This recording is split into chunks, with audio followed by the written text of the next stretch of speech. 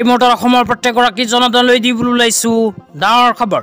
তো যিসকল মানুহে এই ভিডিঅ'টোত ক্লিক কৰিছে অনুগ্ৰহ কৰি ভিডিঅ'টো স্কিপ নকৰি প্ৰথমৰ পৰা শেষলৈ চাই থাকিব, কিয়নো এইটো ভিডিঅ'ৰ মাজত এছএইচজি গোটৰ মহিলাসকলৰ পৰা আৰম্ভ কৰি অৰুণোদয় আঁচনিলৈ কেইখনমান গুৰুত্বপূৰ্ণ খবৰ আপোনালোকক প্ৰদান কৰিম। অনুগ্ৰহ কৰি ভিডিঅ'টো স্কিপ নকৰি প্ৰথমৰ পৰা শেষলৈ চাই থাকিব।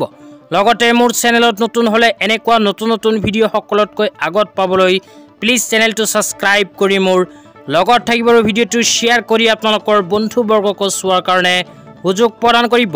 অনুগ্ৰহ কৰি তলত থকা শ্বেয়াৰ অপশ্যনত ক্লিক কৰি ভিডিঅ'টো এতিয়াই শ্বেয়াৰ কৰি দিয়ক।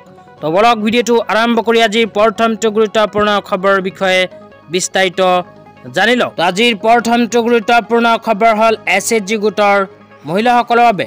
তো যিসকল এছএইচজি গোটৰ মহিলাসকলে মুখ্যমন্ত্ৰী মহিলা উদ্যমিতা অভিযান আঁচনিৰ 10,000কৈ টকা পোৱাৰ বাবে ফৰ্ম ফিল আপ কৰি জমা দিছিল, সেইসকল মহিলাৰ বাবে আৰম্ভ কৰিছে অসম চৰকাৰে ভেৰিফিকেশ্যন। তো যিসকল মহিলা ইতিমধ্যে 10,000কৈ টকা পোৱাৰ বাবে ভেৰিফিকেশ্যন কৰিছে, সেইসকল মহিলাই অতি শীঘ্ৰেই লাভ কৰিব 10,000কৈ টকা। অসমৰ মাননীয় মুখ্যমন্ত্ৰী ডাঙৰীয়াই কেইদিনমান আগত প্ৰদান কৰা এখন আপডেট অনুযায়ী আত্মসহায়ক গোটৰ মহিলাসকলক 10,000কৈ টকা প্ৰদানৰ সকলো কাম পূৰ্ণ গতিত চলি আছে। হয়তো যিসকল এলিজিবিলিটি ক্ৰাইটেৰিয়াৰ ভিতৰত আত্মসহায়ক গোটৰ মহিলা, সেইসকল মহিলা অহা মাহৰ ভিতৰতে লাভ কৰিব 10,000কৈ টকা। তেতিয়া আপোনালোকক দিবলৈ ওলাইছোঁ আজি দ্বিতীয়টো খুবেই গুৰুত্বপূৰ্ণ খবৰ। তো আজি দ্বিতীয়টো গুৰুত্বপূৰ্ণ খবৰ হ'ল অৰুণোদয় আঁচনিলৈ।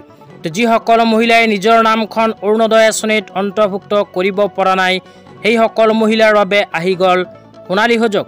তো অসম চৰকাৰে আকৌ আৰম্ভ কৰিলে অৰুণোদয় 3.0 আঁচনিৰ আবেদন। তো যিসকল মহিলাই অৰুণোদয় 3.0 আঁচনিত আবেদন কৰিব বিচাৰে, সেইসকল মহিলাই অহা 28 ডিচেম্বৰ তাৰিখৰ পূৰ্বে কৰিব লাগিব আবেদন। অসম চৰকাৰে 15 ডিচেম্বৰ তাৰিখৰ পৰা আৰম্ভ কৰি 28 ডিচেম্বৰ তাৰিখৰ ভিতৰত অৰুণোদয় 3.0 আঁচনিত আবেদন কৰাৰ নিৰ্দেশ প্ৰদান কৰিছে। তো যিসকল মহিলাই অৰুণোদয় 3.0 আঁচনিত আবেদন কৰিব বিচাৰে, সেইসকল মহিলাই এইকেইখন প্ৰমাণ পত্ৰৰ সহায়তে কৰিব পাৰিব আবেদন।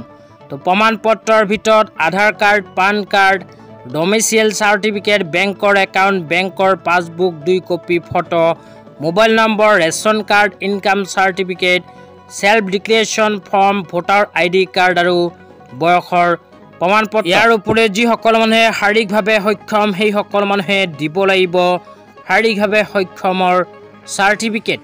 এইকেইখন প্ৰমাণ পত্ৰৰ সহায়তে কৰিব পাৰিব অৰুণোদয় 3.0 আঁচনিত আবেদন। তো আবেদন সম্পৰ্কে যদি কিবা জানিব বিচাৰে তেন্তে এইটো ভিডিঅ'ৰ কমেণ্ট বক্সত কমেণ্ট কৰি জনাই দিব। তো ধন্যবাদ।